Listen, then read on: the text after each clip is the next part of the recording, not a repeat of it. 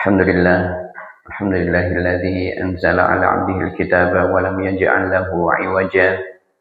Alhamdulillahi fatiris samawati wal ard, ja'ilil malaikati rusulan uli ajnihatin masna wa thulatha wa ruba', yazidu fil khalqi ma yasha', innallaha ala kulli syai'in qadir. Wa usalli wa usallimu ala ar-rahma'il muhdah wan ni'ma'il musdah, Muhammad bin Abdillah wa ala alihi wa ashabihi wa man ihtada bihuda ila yaumil qiyamah. Alhamdulillah, senantiasa kita bersyukur kepada Allah Subhanahu wa taala. Kita mensyukuri nikmat-nikmat Allah yang begitu banyak dan begitu besar yang Allah telah berikan kepada kita hingga hari ini. Dan begitu banyaknya nikmat tersebut sehingga kita tidak bisa untuk menghitung satu persatu nikmat tersebut. Kata Allah Subhanahu wa taala, "Wa in ta'uddu ni'matallahi la tuhsuha." Jika kalian ingin menghitung nikmat-nikmat Allah, kalian tidak akan mampu merincikannya satu persatu. Di antara nikmat yang terbesar dari nikmat-nikmat yang ada tentunya adalah hidayah dan taufik darinya Subhanahu wa taala, yang dengannya kita tetap berada dalam agama yang lurus dan sempurna ini, yaitu agama Islam. Tidak ada agama yang diridhai di sisi Allah kecuali agama Islam. Inna ad-dina 'indallahil Islam. Kata Allah Subhanahu wa taala, sesungguhnya satu-satunya agama yang diridhai oleh Allah adalah agama Islam. Maka nikmat taufik dan hidayah yang Allah berikan kepada kita nikmat yang besar. Dengan taufik dan hidayah itu kita bisa mengisi waktu kita dengan ketaatan.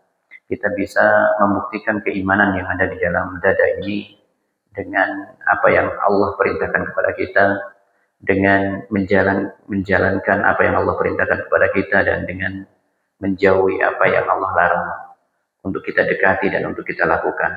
Ini nikmat yang besar. Alhamdulillah pada pagi hari ini Allah berikan taufik ini juga kepada kita untuk bisa mengawali pagi kita dengan salat wajib berjamaah di masjid ini. Sebagus apapun pengetahuan orang tentang agama Islam, sekuat apapun tekadnya untuk menuju masjid-masjid Allah, menjalankan sholat 5 waktu di dalamnya, sedekat apapun rumah seseorang dari masjid-masjid Allah, tidak ada yang bisa menjamin baginya untuk bisa melangkahkan kaki ke masjid. Maka kaum muslimin rahimakumullah, kita bisa mendatangi masjid. Maka itu adalah nikmat yang besar. Nikmat yang besar. Kita bisa mengisi awal pagi kita ini dengan sholat subuh berjamaah di masjid, di mana keutamaannya tentu berbeda dengan sholat bersendiri di rumah. 27 derajat perbedaannya dengan sholat biasa. Maka ini adalah nikmat yang selalu kita syukuri dengan sering memperbanyak alhamdulillah, memperbanyak kalimat alhamdulillah dengan lisan kita, dan juga kita wujudkan alhamdulillah itu dengan amalan-amalan yang saleh. Kita buktikan bahwa syukur kita itu tidak hanya secara lisan dengan berucap alhamdulillah, namun kita juga wujudkan kata alhamdulillah itu dalam bentuk amalan-amalan yang nyata. Kaum muslimin rahimakumullah, di antara metode berdakwah dalam agama Islam itu adalah dengan menyebutkan kisah-kisah dan memang mengajarkan nilai. Itu paling mudah, itu adalah dengan menceritakan sebuah kisah. Seperti kita ketahui, bahkan di setiap negara, setiap bangsa memiliki kisah-kisah. Kisah-kisah untuk diceritakan kepada anak-anaknya, kepada orang yang sudah remaja, yang dewasa, untuk mengambil nilai di dalamnya. Demikian juga Al-Quran. Al-Quran juga, isi Al-Quran banyak tentang kisah. Ya, sebagian isi Quran itu tentang kisah. Ada kisah Ashabul Fil. Alam tara kaifa fa'ala rabbuka bi ashabil fil. Ya, tentang kisah Abraha, yakni dan pasukannya yang mau menghancurkan Ka'bah. Akhirnya dibinasakan oleh Allah. Tarmihim bihijaratin min sijil, dilempari dengan batu-batu api yang sampai membuat mereka binasa. Kemudian ada kisah ashabul kahfi. Ashabul kahfi dalam surat Al-Kahfi diceritakan tentang itu, tentang orang-orang dari remaja yang beriman, tapi karena ingin menjaga keimanannya dan diintimidasi oleh kerajaan yang ada di sana, ya, di tempat mereka tinggal. Jika meninggalkan ajaran nenek moyangnya, mereka diancam, dibunuh dan diancam akan dizalimi. Akhirnya mereka demi menjaga kemurnian akidahnya, mereka sampai berpaling dari tempat negeri mereka tinggal dan akhirnya tinggal pergi ke gua dan tertidur di sana. Belum lagi ada kisah-kisah yang lainnya, kisah Sulaiman, ya, kisah Maryam, kisah Musa, bahkan surat Al-Baqarah. Al-Baqarah diawali dengan kisah tentang orang-orang munafik. Perjalanannya panjang sekali, mulai awal Al-Baqarah sampai akhir juz pertama masih bicara tentang kisah orang-orang munafik, yakni kisah orang-orang munafik dari Bani Israel, ya, kaumnya Nabi Musa alaihissalam, dan masih banyak cerita yang lainnya. Demikian juga Nabi Muhammad SAW, karena melihat bahwasanya dakwah dengan menceritakan kisah-kisah yang telah berlalu itu betul-betul sangat mudah untuk dipahami, mudah untuk dicerna, mudah untuk diambil hikmah dan nilai di dalamnya. Nabi Adam bagaimana akhirnya dihukum oleh Allah, ya, karena tidak patuh kepada Allah Subhanahu wa taala. Akhirnya diturunkan dari surga, dipindahkan ke bumi, dan seterusnya masih banyak kisah yang lainnya. Nabi pun memiliki beberapa kisah yang Allah wahyukan kepadanya. Ingat apa yang Nabi sallallahu alaihi wasallam sampaikan kepada kita, tidaklah melainkan kecuali semuanya itu wahyu dari Allah Subhanahu wa taala. Termasuk kisah-kisah tentang para nabi terdahulu, tentang orang-orang Bani Israel. Bagaimana Nabi sallallahu alaihi wasallam mengetahui tentang kisah Nabi Adam? Bagaimana tentang Nabi Nuh? Bagaimana tentang kisahnya Nabi Musa dan yang lainnya? Semuanya dari wahyu dari Allah Subhanahu wa taala. Allah beritahukan Nabi dengan wahyunya. Ya. Dan Nabi sallallahu alaihi wasallam menceritakan beberapa kisah tentang orang-orang terdahulu, bahkan tentang umat-umat terdahulu seperti Bani Israel. Kata Allah Subhanahu wa taala, "Faqsusil qasas la'allahum yatadzakkarun." Ceritakanlah dari kisah-kisah, ya, supaya mereka berpikir. Dan dalam firman yang lain disebutkan laqad kana fi qasasihim ibratun lil albab. Sungguh di dalam kisah-kisah mereka itu terdapat ibrah, nilai, hikmah yang bisa diambil bagi orang-orang yang berakal atau berpikir. Hari ini kita menyebutkan salah satu kisah tentang umat terdahulu, ya, yakni sosok Juraij. Juraij itu adalah seorang ahli ibadah dari Bani Israel. Sebagaimana sabda Nabi sallallahu alaihi wasallam, Nabi menceritakan tentang sosok Juraij ini dari Abu Hurairah. Nabi sallallahu alaihi wasallam bercerita, "La yatakallam fil mahdi illa thalath." Di dunia ini tidak ada bayi yang bisa berbicara kecuali 3. Yang pertama kata Nabi sallallahu alaihi wasallam adalah Isa ibn Maryam, yakni Isa putranya Maryam. Yang kedua adalah Juraij yang kita bahas seperti ini, bukan Juraijnya sebenarnya. Sahibu Juraij, yakni bayi yang diceritakan pada kisah Juraij yang nanti kita akan bahas setelah ini.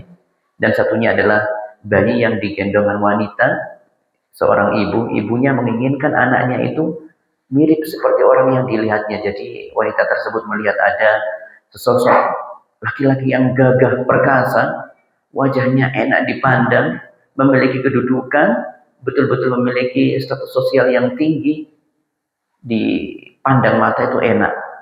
Maka kemudian wanita tersebut berkata dan berdoa, "Ya Allah, jadikan anakku ini yang aku gendong ini seperti dia." Anaknya bicara, ya Allah jangan jadikan aku seperti dia. Ya. Kemudian ternyata pada diusut-usut ternyata laki-laki tersebut adalah orang-orang yang dia adalah orang yang zalim, mudah memberikan kezaliman kepada orang lain. Ya. Dikenalnya baik tetapi ternyata dia melakukan kezaliman. Banyak melakukan kezaliman. Singkat cerita seperti itu. Tapi fokus kita kepada sosok yang kedua, bayi di kisahnya Juraij. Siapa itu Juraij? Kata Nabi SAW menjelaskan, kana Juraijun abidan. Ya. Kana Juraijun abidan. Nabi SAW menjelaskan bahwasanya Juraij itu adalah seorang ahli ibadah. Rajulan abidan, laki-laki yang ahli ibadah. Ya, dari Bani Israel. Kemudian fattakhadha sawma'atan, dia pun mendirikan sebuah kuil, ya, tempat untuk beribadah. Dan kemudian dia menetap di sana. Dia fokus untuk ibadah di kuilnya. Dan inilah kebiasaan di antara kebiasaan yang masih membekas sampai hari ini, yakni di antara ibadah orang Nasrani itu adalah menyendiri. Di antara ibadahnya seperti itu. Seperti yang dilakukan oleh Juraij. Juraij ini adalah yakni salah satu dari orang-orang Bani Israel, pengikutnya Nabiullah Isa alaihissalam. Pengikutnya Nabiullah Isa alaihissalam. Ya. Dan tercermin di sini memang salah satu kebiasaan orang Nasrani, ya, adalah menyendiri dalam beribadah, sama dengan yang dilakukan Juraij. Kemudian setelah fokus beribadah, kemudian ia dirindukan oleh ibunya. Ibunya mencari, namanya ibu. Kangen dengan anaknya adalah hal yang wajar. Fa'atatsu ummuhu, sehingga ibunya mendatanginya di kuil tersebut. Ya. Kemudian mencarinya. Juraij dicari, dipanggil berulang kali. Saat itu Juraij huwa yusalli, dia sedang dalam keadaan sholat. Ya. Maka ketika ia dalam keadaan sholat, terdengar panggilan ibunya, ya Juraij, wahai anakku Juraij. Juraij dipanggil berulang kali. Maka ketika sholat, Juraij dalam keadaan bingung. Ya Rabbi ummi wa salati. Ya Allah, ini bagaimana ini? Apa yang harus aku kedepankan? Menanggapi panggilan ibuku atau meneruskan sholatku ini? Fa'aqbala ala salati fansarafa. Maka ia pun mengambil sikap untuk melanjutkan sholatnya. Fansarafat, maka ibunya pun pergi meninggalkan kuil itu tanpa mendapati Juraij. Ya. Falamma kana minal ghad, pada keesokan harinya, ibunya masih ingin mencari Juraij. Di waktu yang sama dan dalam keadaan yang sama, Juraij huwa yusalli, dia dalam keadaan sholat. Ibunya memanggil, ya Juraij, ya Juraij, persis seperti keadaan semula. Sampai membuat Juraij kebingungan untuk yang kedua kalinya. Ya Rabbi ummi wa salati. Ya Rabb, wahai Tuhanku, ini mana yang harus aku dulukan? Menanggapi panggilan ibuku atau meneruskan sholatku ini. Maka ia pun mengambil langkah yang sama seperti yang kemarin untuk kedua kalinya, yakni tetap melanjutkan sholatnya sehingga membuat ibunya pergi. Yang ketiga juga demikian. Keesokan harinya sama persis. Ketika didatangi oleh ibunya, dikunjungi oleh ibunya, Juraij dalam keadaan sholat dan ibunya memanggil 3 kali. Ibunya tahu Juraij ada di sana, tetapi kok tidak kunjung menemui ibunya. Sampai ibunya ini marah, ya. Wajar seorang ibu merasa kecewa. Dipanggil ibunya, ya. Tetapi kemudian tidak ada respon sama sekali dari anaknya. Maka kemudian ibunya sebelum pergi meninggalkan kuilnya berdoa, Allahumma la tumithu hatta yanzur ila wujuhil mumisat. Ya Allah, jangan kau matikan anakku nanti di waktunya, ya, kecuali sudah kau perlihatkan padanya wajah-wajah wanita pezina. Jadi ibunya marah sehingga mendoakan untuk anaknya agar diperlihatkan wajah-wajah pezina sebelum dia nanti meninggal pada waktu yang ditetapkan oleh Allah Subhanahu wa taala. Akhirnya ibunya pergi. Kemudian di luar kuilnya Juraij, ya, ternyata tadzakara Banu Israil Juraijan ibadatahu. Kata Nabi SAW melanjutkan kisahnya bahwa orang-orang Bani Israel di luar kuil itu senantiasa membicarakan keadaan Juraij. Juraij ini kok ibadah aja gitu ya. Dijadikan pembicaraan. Kemudian sampai terdengar kanat imra'atun baghi, ada wanita nakal di situ, wanita pezina. Itu kemudian mendengarkan pembicaraan orang-orang Bani Israel, dan wanita ini yumassal bihusniha, terkenal dengan kecantikannya. Jadi kalau ada orang mau tanya siapa orang yang cantik di negeri ini, dia orangnya. Wanita pezina tapi cantiknya luar biasa. Ya. Maka kemudian wanita tadi berkata kepada orang-orang Bani Israel, laki-laki yang sedang membicarakan Juraij, ya, la in syi'tum laftinannahu lakum. Kalau kalian mau, ya, saya akan menggoda Juraij itu biar nggak jadi ahli ibadah lagi. Jadi memang orang-orang Bani Israel iri dengan orang ahli ibadah seperti Juraij ini, sehingga dijadikan topik pembicaraan. Dan wanita tadi menawarkan, kalau kalian mau, aku goda itu Juraij itu. Sehingga demikianlah betul. Akhirnya wanita tersebut mendatangi kuilnya Juraij, fata'aradat laha.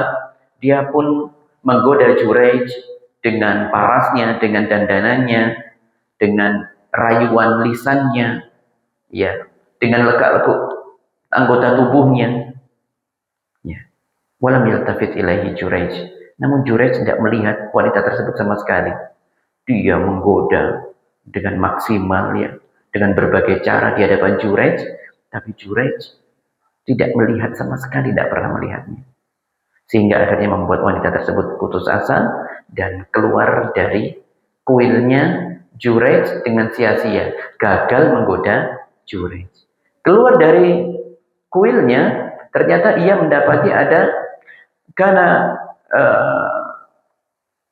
fi sauma'atihi, yakni ra'iyan, ada seorang penggembala yang memang kebiasaannya itu ada di sekitar kuilnya Juraij, penggembala binatang ternak.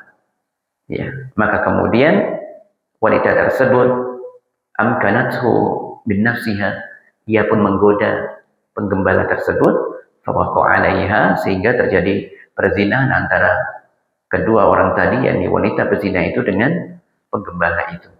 Fahamalat, maka kemudian wanita tersebut hamil, sehingga cerita wawaladat, dan melahirkan anak dari hubungan antara wanita itu dengan penggembala itu. Kemudian setelah kelahiran anak itu, maka anak itu dibawa kepada orang-orang Bani Israel. Wahai orang-orang Bani Israel, hadza min Juraij, anak ini anak hasil hubunganku dengan Juraij. Wanita ini membuat fitnah. Ya, yang mengatakan bahwasanya anak itu adalah hubungan perzinahan, dari hubungan zina antara dia dengan Juraij. Maka hal ini sontak membuat orang-orang Bani Israel saat itu merasa marah.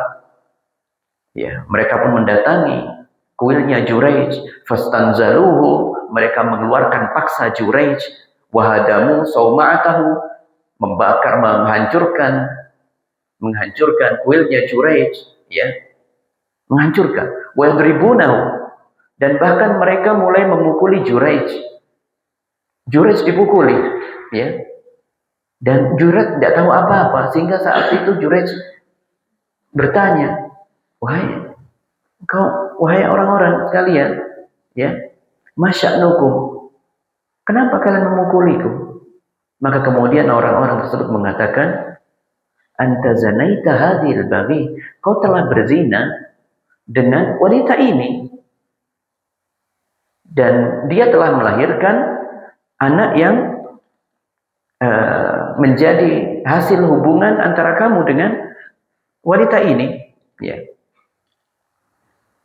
Maka kemudian Juraij bertanya, "Aina sabi?" Mana anaknya? Kemudian anak tersebut didatangkan oleh orang-orang Bani Israel, ya. Kemudian ketika sudah ada di hadapan Juraij, ya, maka ia pun bingung, loh kok bisa seperti ini. Tapi dia dengan tenang dari fitnah ini, ya, ingin mencoba menenangkan diri dari fitnah ini. Beliau mengatakan kepada orang-orang, "Da'uni usolli." Ya. Saya minta izin dulu, saya mau sholat. Ya. Izinkan dulu saya mau sholat. Maka kemudian setelah sholat, ia tenang. Ia pun mendatangi bayi itu. Fata'ana ila batni. Ia pun memegang perutnya bayi itu. Dan bertanya kepada bayi itu, "Ya ghulam, man abuka?" Nah, siapa bapakmu sebenarnya? Maka dengan izin Allah Subhanahu wa taala, anak ini berkata dengan lisannya, ya, Ar-Ra'i, ya, Abi Ar-Ra'i. Ayahku sebenarnya itu adalah si penggembala itu. Maka hal ini membuat orang-orang Bani Israel kaget, ya, dan kemudian merasa bersalah. Ini pasti sebuah karomah dari Allah. Tidak pernah ada ceritanya bayi bisa berbicara. Dan saat itu juga orang-orang Bani Israel menyadari mereka dalam keadaan salah. Karena sebagaimana dulu Isa juga difitnah, ya, difitnah oleh orang-orang di sekitarnya, ya.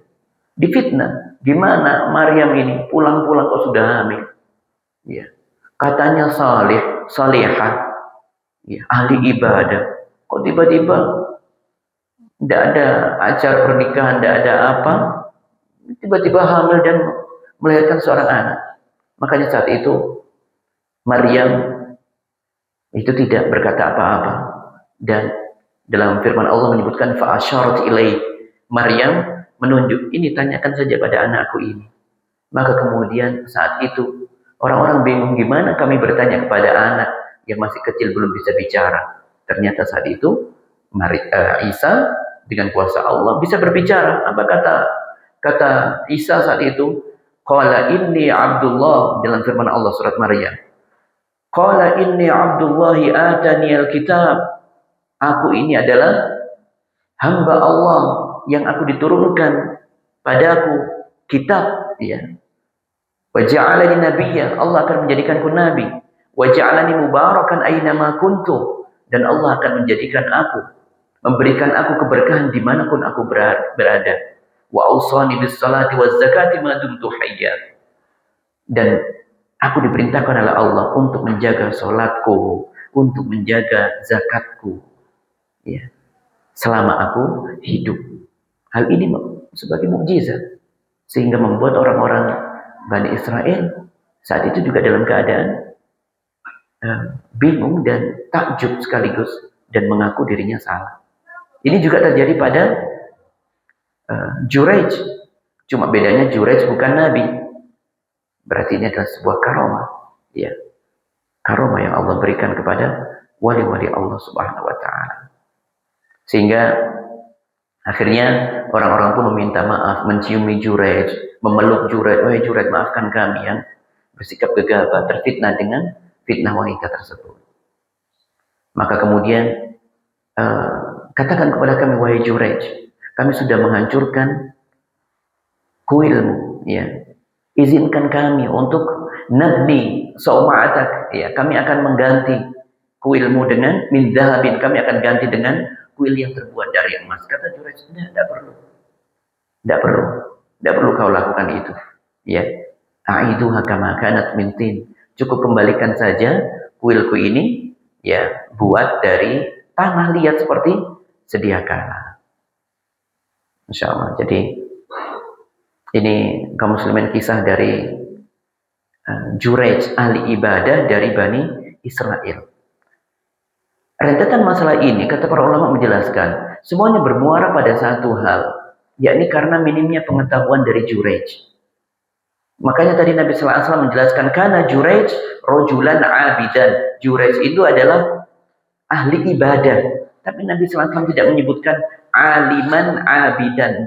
Nabi sallallahu alaihi wasallam tidak menjelaskan bahwa Juraij itu adalah seorang ahli ibadah yang memiliki pengetahuan agama.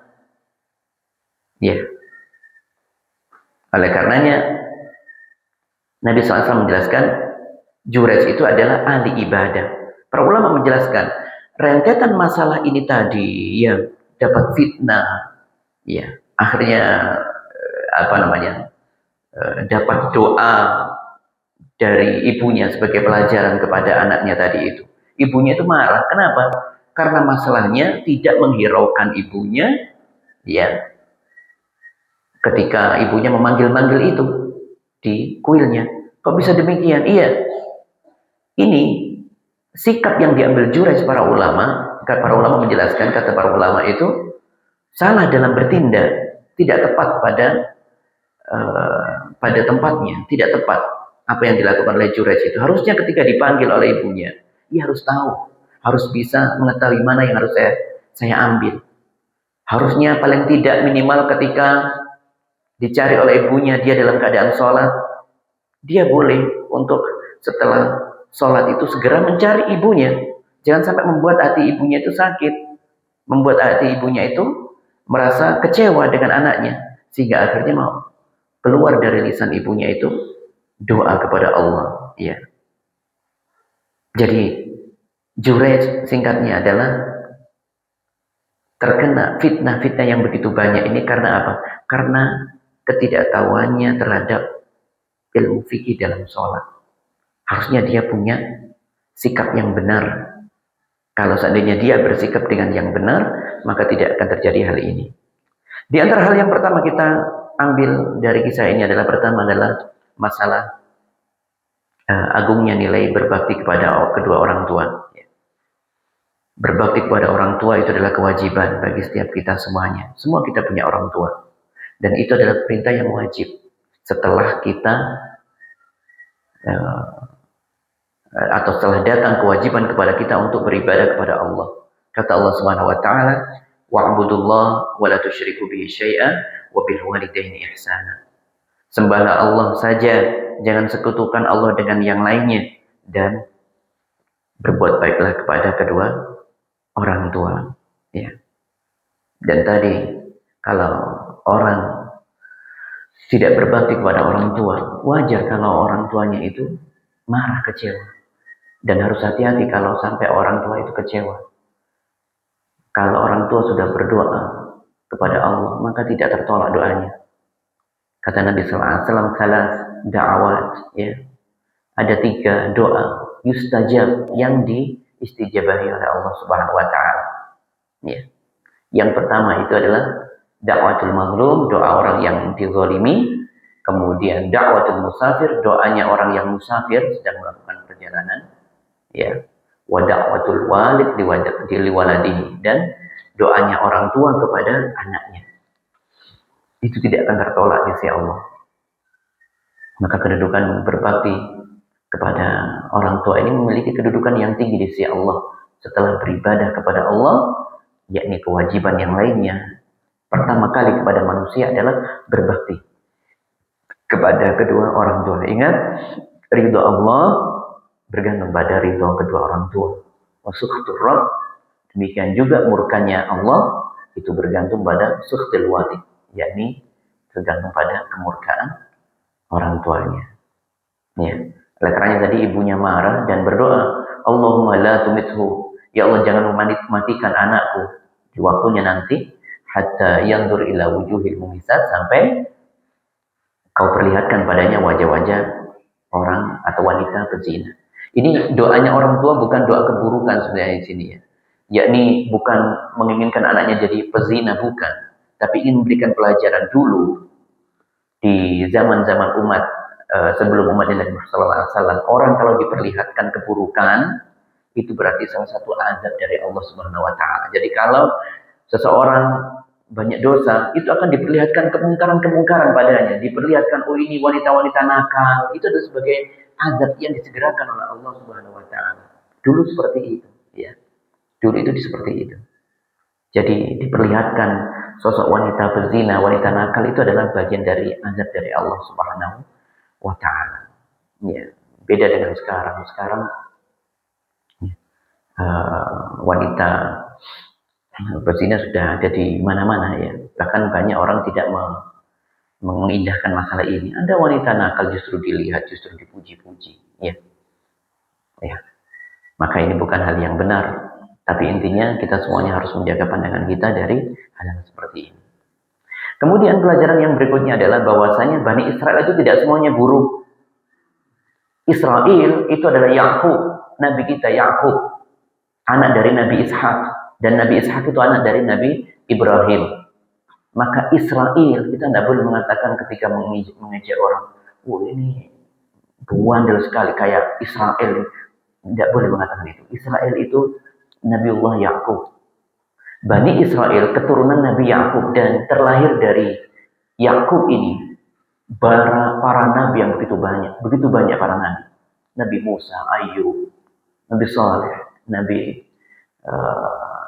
Dawud, ya.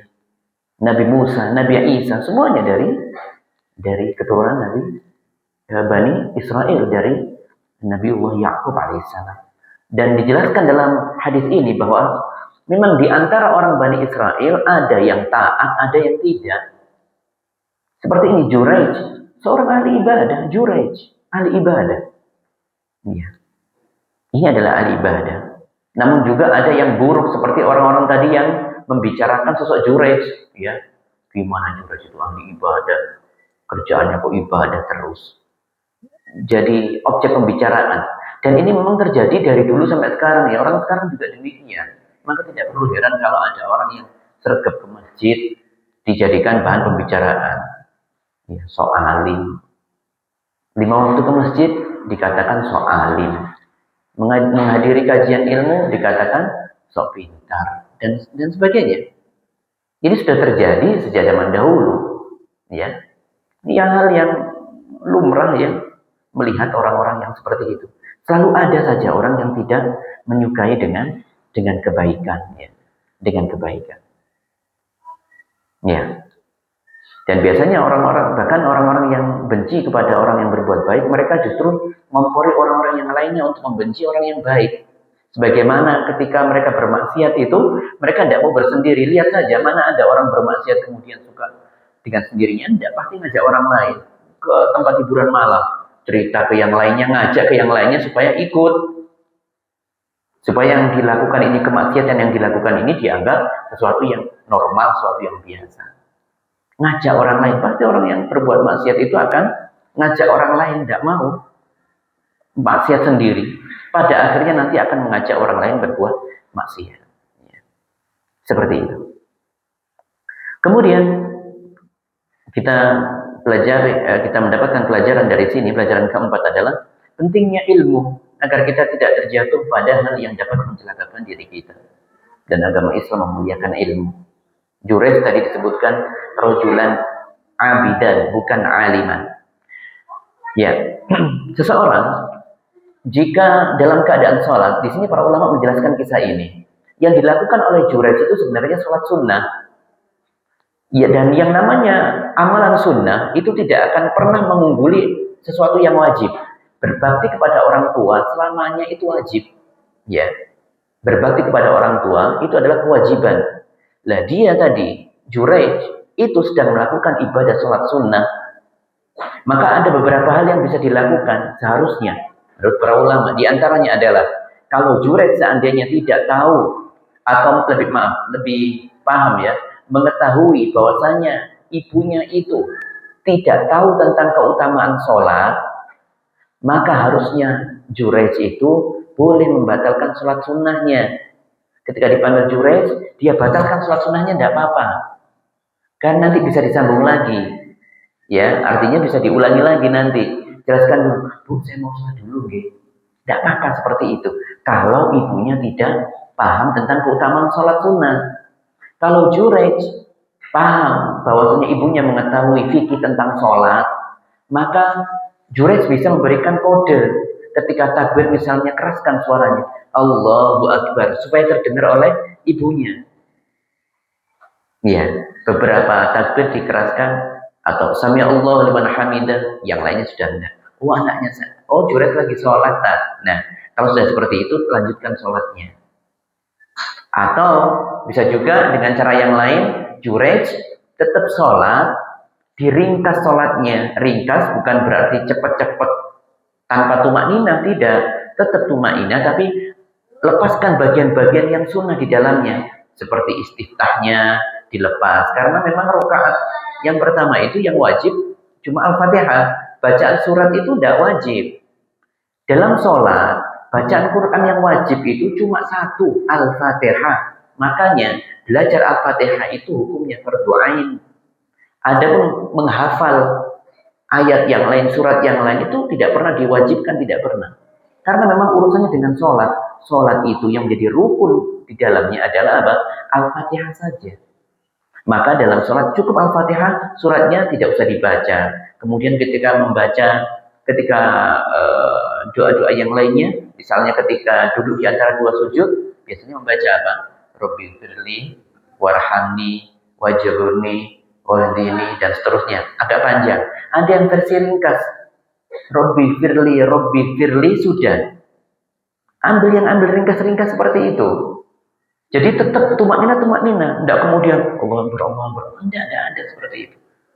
Tetap ringkas tetapi tumak nina. Harusnya 2 rakaat itu 4 menit misalnya, dia bisa cukup 2 menit. Ngejar ibunya masih bisa itu. Jadi harusnya diringkas sholatnya, kemudian nanti selesai salam, datang ibunya, Bu maaf ngapunten tadi saya sholat sunnah. Gitu selesai. Tidak sampai, ini sampai 3 kali berulang loh ini masalahnya. 3 kali berulang. Kalau seandainya dia sholat 2 rakaat saja, butuh waktu yang sangat sebentar, bisa mengejar ibunya nanti itu. Seperti itu. Jadi memang pentingnya ilmu tentang sholat. Makanya kaum muslimin, fikih itu tidak semuanya wajib. Ada fikih yang diwajibkan, terutama terkait dengan ibadah yang mau kita lakukan.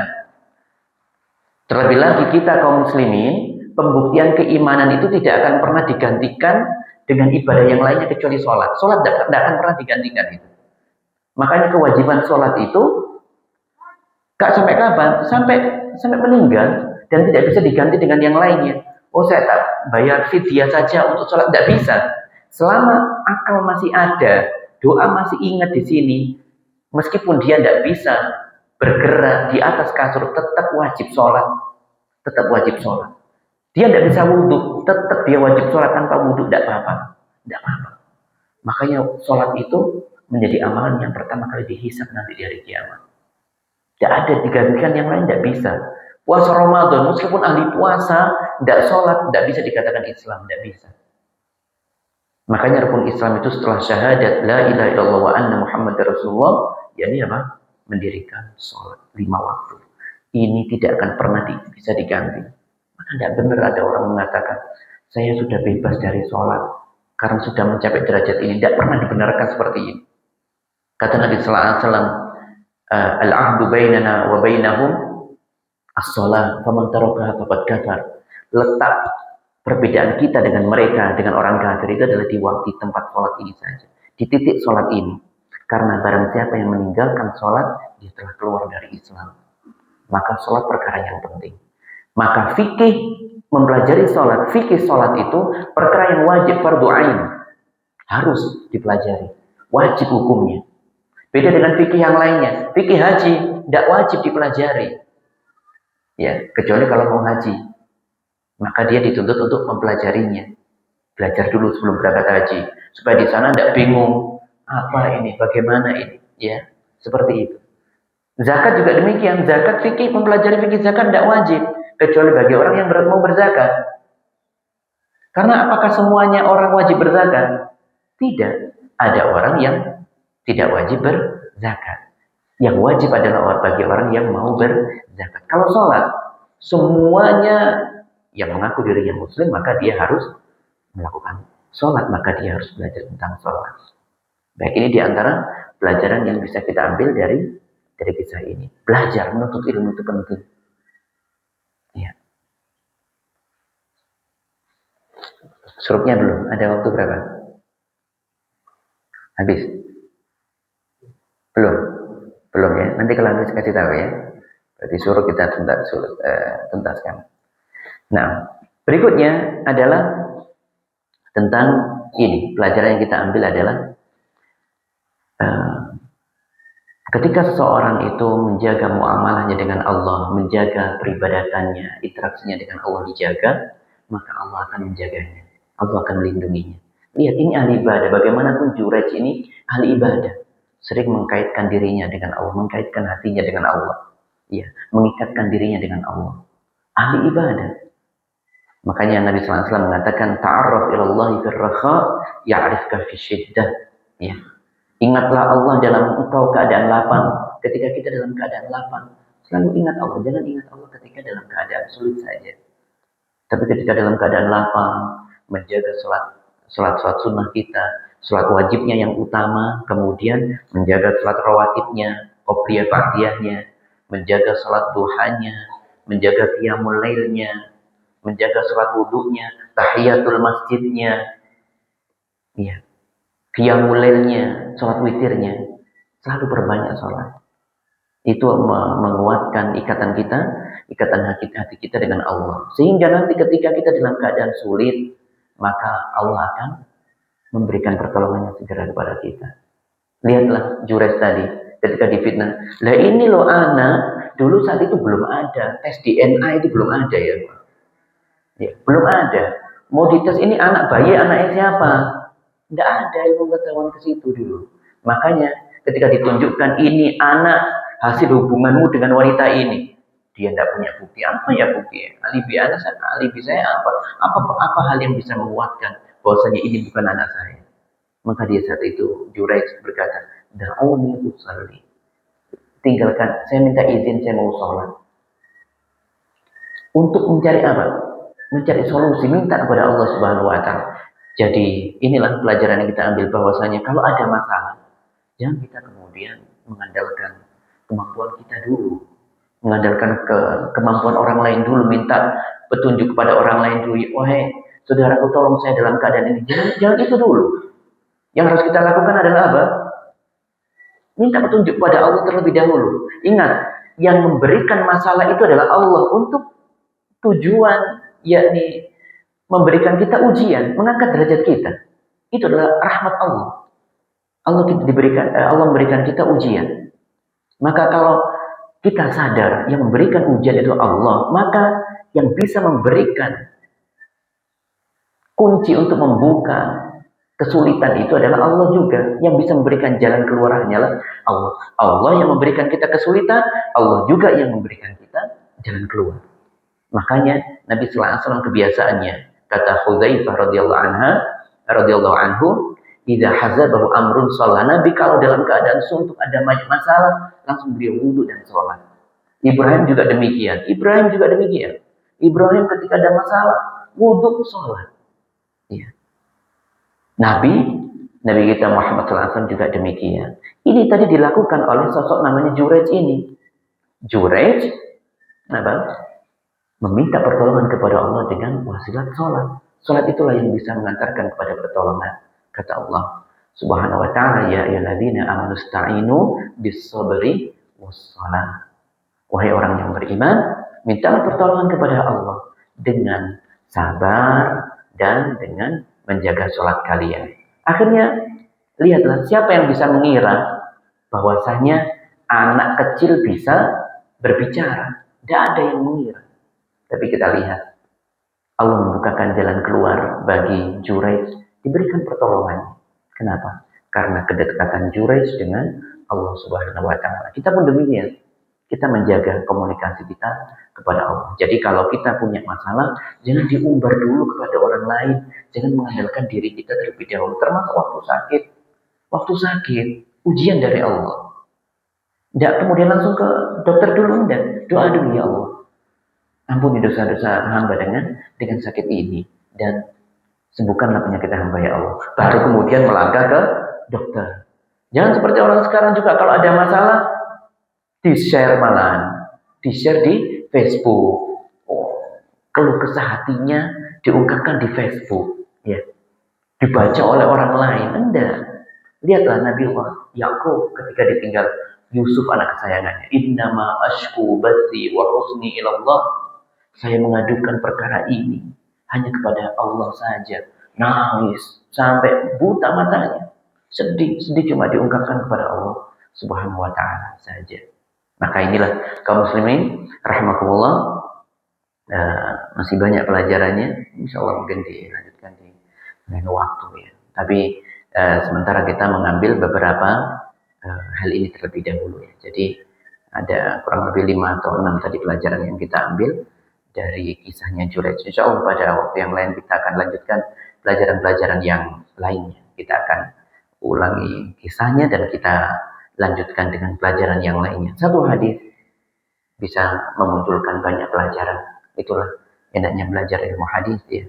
Kita membaca satu hadis, kita bisa mengambil faedah yang begitu besar dan begitu banyak darinya. Maka semoga Allah berikan kita kemudahan untuk bisa mengambil pelajaran dari setiap wahyu dari Allah Subhanahu wa taala, baik dari wahyu berupa firman Allah di dalam Al-Qur'an maupun wahyu yang disampaikan melalui lisan Nabi kita Muhammad sallallahu alaihi wasallam melalui hadis-hadis dari beliau sallallahu alaihi wasallam. Hadza wallahu a'lam bishawab. Semoga ini bermanfaat untuk hari ini. Ya. Ada yang mau bertanya mungkin? Tidak ada. Ya alhamdulillah. Baik. Berarti kita lanjutkan di waktu yang lain insyaallah pelajarannya ya. Sesi 2 insyaallah kalau ada waktu nanti ya. Ada kesempatan lain insyaallah kita akan lanjutkan pelajaran sesi 2 dari kisah Jurayj. Baik. Kita masih ingat.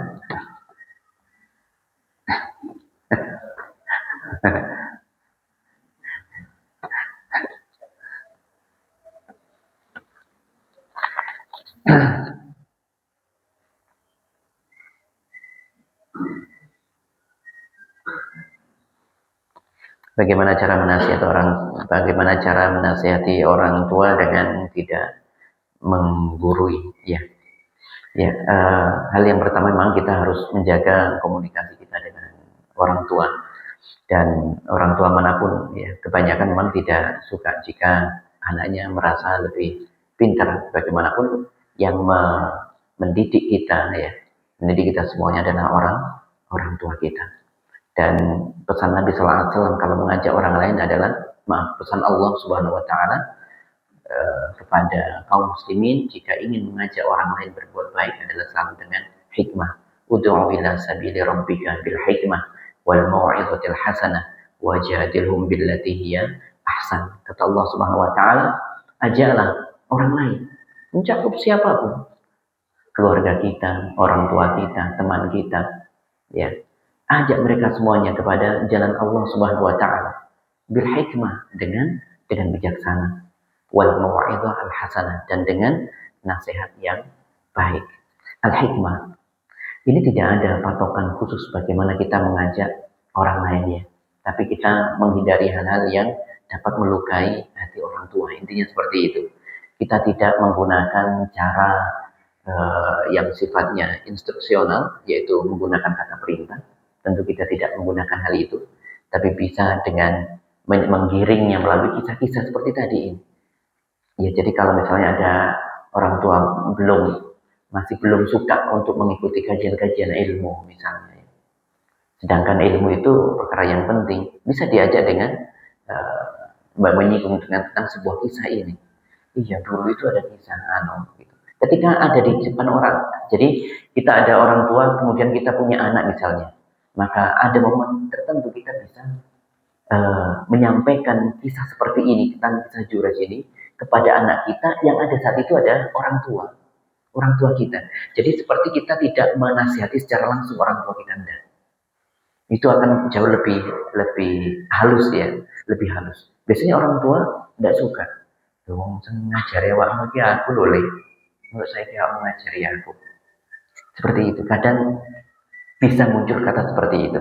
Hal yang baik adalah dengan hikmah tadi, dengan metode dakwah yang paling mudah, yaitu dengan ambil cerita-cerita. Makanya di antara hal yang perlu dimiliki oleh seorang muslim adalah memiliki kisah-kisah inspiratif yang dari Al-Quran ditulis saja, seperti Ashabul Kahfi, Ashabul Ukhdud, tentang kisah Luqman kepada anaknya, kisah Maryam, kisah Musa, kisah kaum Ad, kisah kaum Samud, kisah kaumnya Lut, kisah Sulaiman, ya, kisah Nabiullah Adam, kisah iblis, ya, yang kalau minta, ya, minta dikasih oleh Allah, tapi mintanya minta keburukan aja dikasih oleh Allah, itulah ya. Iblis yang awalnya menempati kedudukan tertinggi di jajaran malaikat, akhirnya dijadikan menjadi makhluk terhina. Dulu, awal-awalnya, iblis itu mulia sekali, ahli ibadah. Makanya ketika Allah mengatakan, ini ja'ilun fil ardi khalifah, ya, kami akan menciptakan Adam sebagai makhluk pengganti dari makhluk-makhluk sebelumnya. Ya. Kemudian setelah itu Allah memerintahkan para malaikat dan termasuk iblis untuk apa? Untuk bersujud, sujud kepada Adam, sujud penghormatan. Wa idh qulna lil malaikati isjudu li Adam fasajadu illa iblis. Dan ingatlah ketika kami mengatakan kami perintahkan kepada para malaikat dan iblis masuk di dalamnya. Bersujudlah kalian, memberikan sujud penghormatan, bukan sujud menyembah Adam, bukan sujud penghormatan. Dulu memang ada sujud untuk menghormati orang lain, menunduk seperti ini memang dulu diperbolehkan dulu. Kemudian di zaman Nabi Muhammad SAW itu ditiadakan. Tapi bahasan di sini kisah-kisah seperti iblis yang akhirnya mendapati jenjang derajat yang terendah dari makhluk yang pernah ada, itu kita mendapatkan kisah dari Al-Quran. Maka kisah-kisah seperti ini kita harus memilikinya. Yang penting kita harus tahu bahwasanya sumbernya itu jelas dari Al-Quran dan dari hadis Nabi SAW yang diterima. Karena ada hadis itu yang tidak diterima, yakni hadis yang derajatnya lemah, ada perawi yang pendusta di sana, ya, ada perawi yang daya ingatnya lemah, banyak melakukan kesalahan, makanya tidak dianggap sebagai hadis yang diterima. Nah, ini di antara hal yang bisa dilakukan adalah ketika bentuk seseorang berbakti pada orang tua adalah ketika mengajak orang tua berbuat baik, menjauhi yang mungkar, ya. Dan itu adalah tugasnya orang muslim. Orang kalau sudah memikirkan hal ini berarti dia sudah mencapai derajat yang lebih tinggi daripada seorang mukmin yang sekedar beramal saleh saja. Selalu ingat surat Al-Asr, wal 'asr, innal insana lafi khusrin. Semua orang merugi. Illal ladzina amanu wa 'amilus shalihat. Kecuali orang yang beriman dan beramal saleh. Ini jenjang yang pertama, derajat orang beriman yang pertama ini. Yang lebih tinggi dari itu setelahnya, wa tawassaw bil haqq wa tawassaw bis sabr. Dia yang selalu menasihati orang lain, saling menasihati dalam kebenaran dan dalam kesabaran. Kalau sudah memperhatikan orang lain, berarti dia sudah menjadi orang yang lebih tinggi derajatnya dari sekedar beriman dan beramal saleh saja. Semua dari kita secara individu wajib beriman dan beramal saleh.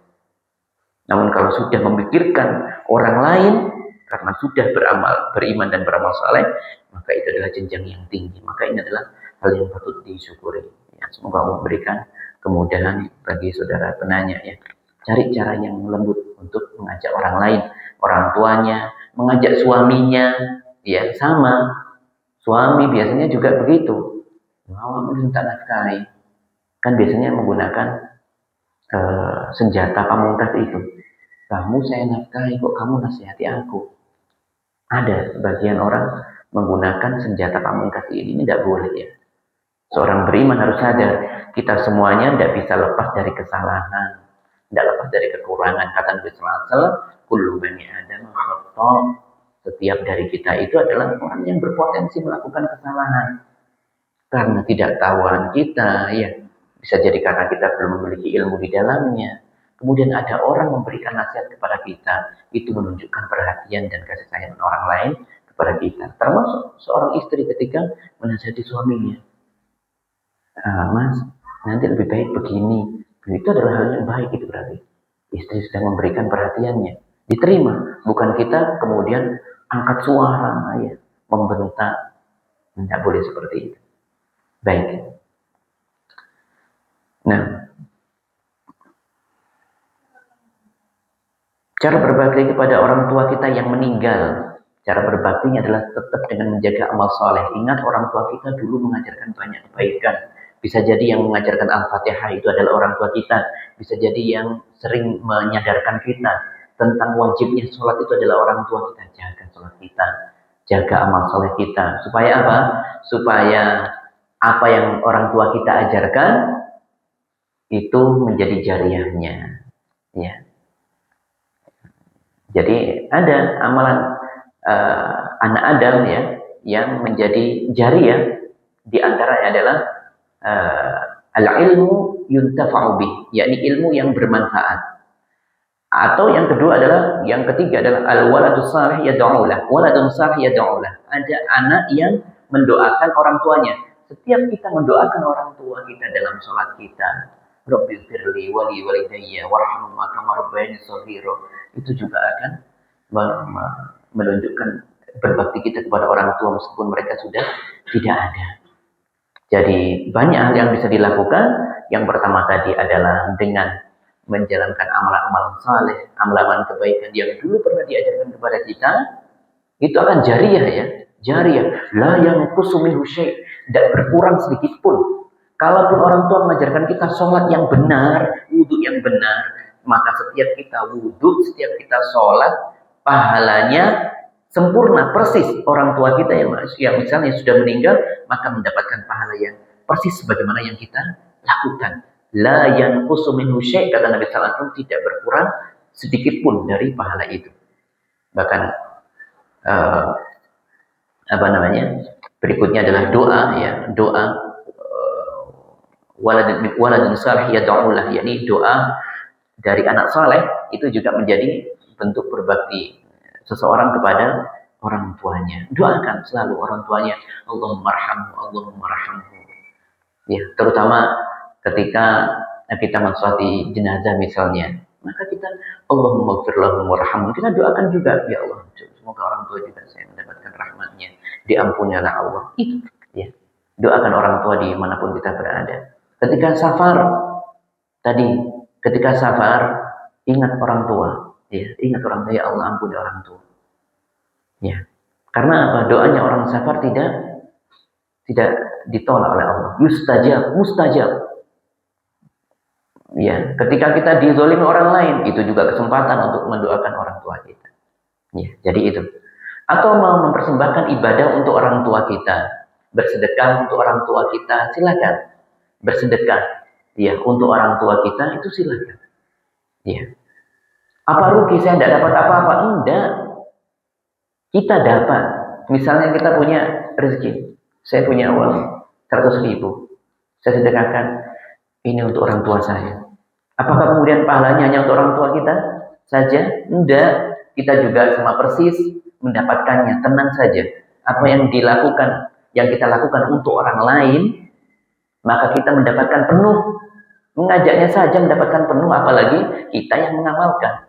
Seperti dulu ada kisah di waktu pulangnya haji Nabi sallallahu alaihi wasallam itu haji seumur hidup hanya sekali sebelum beliau meninggal. Saat itu sudah pulang ke kota Madinah 100 kilo kurang lebih sebelum kota Madinah. Ada seorang wanita pulang haji juga, membawa anaknya, gendong bayinya, haji sambil gendong bayi. Ketemu di titik kurang lebih 90 atau 100 kilo sebelum kota Madinah. Dan kemudian berkata, wahai Rasulullah, saya kemarin haji bersamamu, wahai Rasulullah. Dan saya membawa anak saya ini. Alihada hajjun. Apakah anak saya yang bayi ini juga mendapatkan pahala ibadah haji? Iya, walaki hajjun. Anakmu dapat pahala dan kamu juga pahala yang serupa. Anak belum balik. Ingat ya, kata kuncinya adalah kitab kebaikan itu selamanya terbuka meskipun bagi orang yang belum balik. Anak yang belum balik, kitab kebaikan sudah dibuka. Makanya kalau mengajak anak-anaknya sholat ke masjid, pahala sudah dapat, anak sudah dapat, ya, dan orang tuanya juga pasti mendapatkannya. Namun kalau catatan keburukan itu masih ditutup sampai ia balik. Anak itu tidak akan dicatat memiliki dosa ya sampai dia balik. Misalnya membuat keramaian di masjid, ruame mengganggu orang lain, membatalkan sholatnya, tidak dosa, dia tidak dosa. Tapi kalau dia sholat, dia dapat pahala. Insya Allah sama dengan wanita tadi membawa anak. Ali hada hajun, anak saya dapat haji wahai Rasul. Iya, iya dapat. Kau juga dapat penuh. Bukankah kau yang dulu, yang kemarin itu mengajaknya tawaf di Baitullah, mengajaknya sa'i, kemudian bukankah dia juga yang kau ajak ke Arafah, ke Muzdalifah, ke Mina, kau gendong dia terus, maka kau mendapatkan pahala seperti yang dilakukan oleh anakmu. Seperti itu. Maka banyak hal yang dilakukan bentuk berbakti kita kepada orang tua tadi itu, ya. Yang pertama adalah amalkanlah apa yang kebaikan yang sudah diajarkan oleh orang tua kepada kita. Jangan lupakan doakan selalu orang tua untuk mendapatkan rahmat dari Allah, karena memang kunci surga adalah pada rahmat Allah Subhanahu wa taala. Ya. Kemudian yang ketiga adalah melakukan amal soleh untuk orang tua kita. Ya. Untuk orang tua kita. Ya. Ada beberapa amal soleh yang bisa ditujukan kepada orang tua kita, seperti ibadah tadi, sedekah. Ya. Sedekah. Hadza wallahu a'lam bishawab. Semoga ini bermanfaat. Sudah waktunya sholat syuruk. Alhamdulillah, ya. Pas kita memohon kepada Allah agar diberikan hidayah dan taufiknya untuk bisa menjadi hamba-hamba yang saleh, hamba-hamba yang semangat dalam menjalankan ketaatan kepadanya, hamba-hamba yang semangat untuk menjauhi larang-larangannya. Semoga Allah letakkan kita semuanya di tempat yang tertinggi di sisinya di hari kiamat nanti. Semoga Allah tempatkan kita di surga terbaiknya, yaitu surga Firdaus. Amin ya rabbal alamin. Kita tutup dengan memohon ampun kepada Allah dengan membaca kafaratul majlis. Subhanakallah bihamdika asyhadu an la ilaha illa anta astaghfiruka wa atubu ilaik. Assalamualaikum warahmatullahi wabarakatuh.